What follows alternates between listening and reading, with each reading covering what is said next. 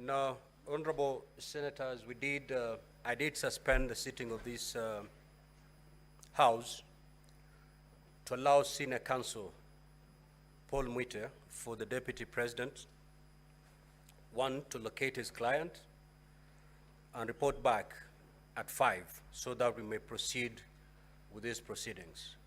Senior Counsel Paul Muite, you may now inform the House so that we proceed. Mheshimiwa Speaker, through you, I would like to inform honorable senators that I've been able to contact the doctors at Karen Hospital. There are a number of doctors, a team of doctors who are looking after the Deputy President.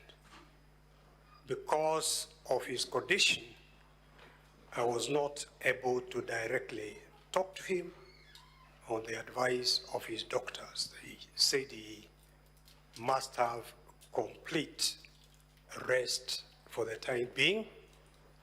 I was, however, informed by his doctors that he is currently suffering intense chest pains.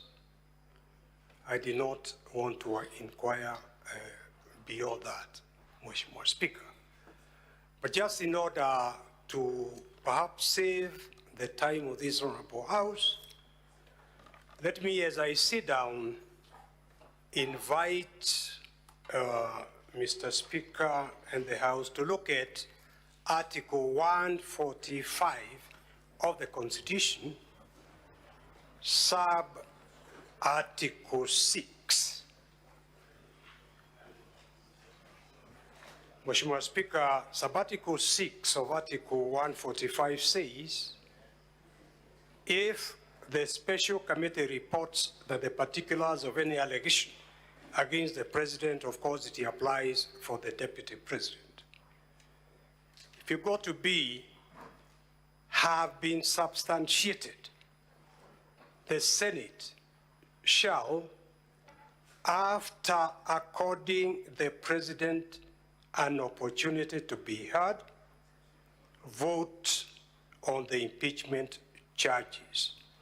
Mheshimiwa Speaker, we are aware that this Honorable Senate made a decision to hear the charges in plenary.